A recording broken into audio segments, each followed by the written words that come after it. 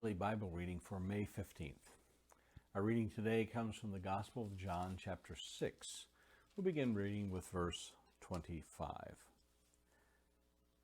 When they found him on the other side of the sea, they said to him, "Rabbi, when did you come here?" Jesus answered them, "Truly, truly, I say to you, you are seeking me, not because you saw signs, but because you ate your fill of the loaves. Do not work for the food that perishes, but for the food that endures to eternal life, which the Son of Man will give you. For on him God the Father has set his seal." Then they said to him, "What must we do to be doing the works of God?" Jesus answered them, "This is the work of God, that you believe in him whom he has sent." So they said to him, "Then what sign do you do that we may see and believe you? What work do you perform? Our fathers ate the manna in the wilderness, as it is written, He gave them bread from heaven to eat." Jesus then said to them, "Truly, truly, I say to you, it was not Moses who gave you the bread from heaven, but my Father gives you the true bread from heaven. For the bread of God is he who comes down from heaven and gives life to the world." They said to him, "Sir, give us this bread always." Jesus said to them, "I am the bread of life. Whoever comes to me shall not hunger, and whoever believes in me shall never thirst. But I said to you that you have seen me, and yet do not believe. All that the Father gives me will come to me, and whoever comes to me I will never cast out. For I have come down from heaven, not to do my own will, but the will of him who sent me. And this is the will of him who sent me, that I should lose nothing of all that he has given me, but raise it up on the last day.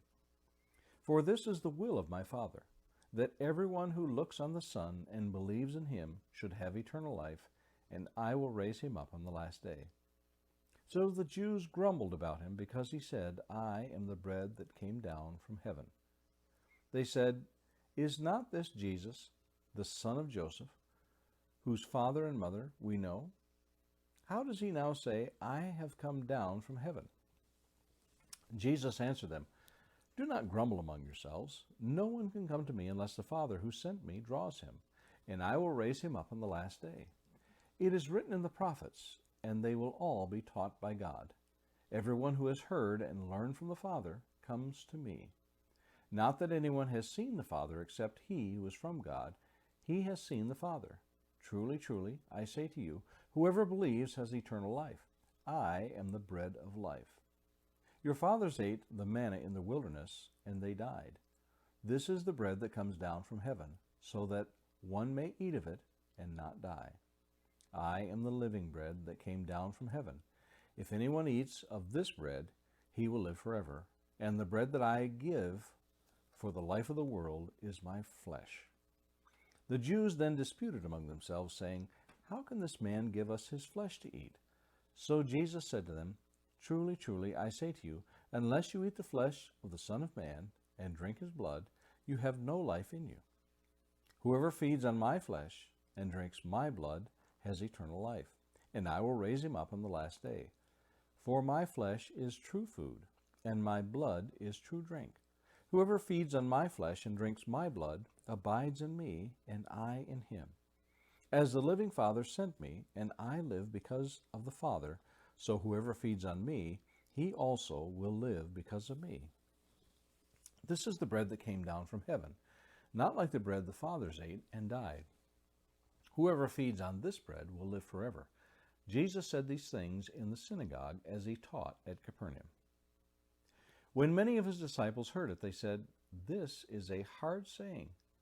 Who can listen to it?" But Jesus, knowing in himself that his disciples were grumbling about this, said to them, Do you take offense at this? Then what if you were to see the Son of Man ascending to where he was before? It is the Spirit who gives life. The flesh is no help at all. The words that I have spoken to you are spirit and life. But there are some of you who do not believe. For Jesus knew from the beginning who those were who did not believe, and who it was who would betray him. And he said, "This is why I told you that no one can come to me unless it is granted him by the Father." After this, many of his disciples turned back and no longer walked with him. So Jesus said to the 12, "Do you want to go away as well?" Simon Peter answered him, "Lord, to whom shall we go?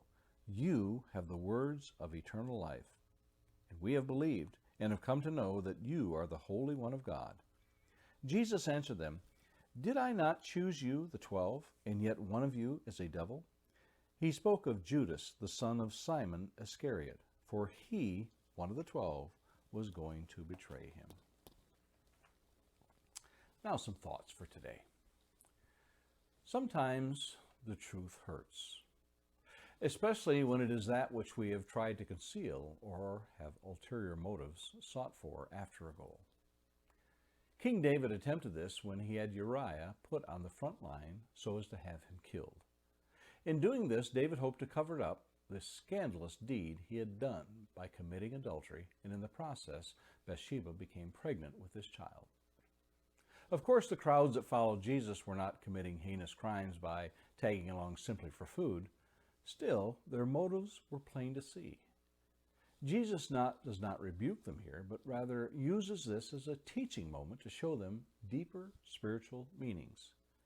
Jesus begins by referencing the food they should be striving for is not the kind that perishes, but the enduring bread that comes from the Father in heaven.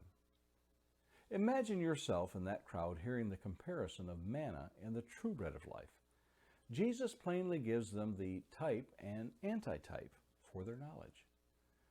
The crowd does not find offense in his plain talk, but rather seeks further knowledge. Verse 28 says, they said therefore to him, "What shall we do that we may work the works of God?"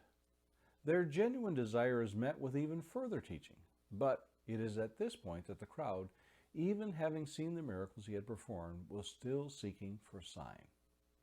Now, Jesus' analogy to the Israelites becomes even more pertinent. For just as the Israelites were provided for in the wilderness and yet grumbled and doubted, so the Jews in Jesus' day would not believe, having seen the manifold signs themselves. Their offense proved that what they were after was not spiritual truth, but the physical comforts afforded by the food Jesus provided.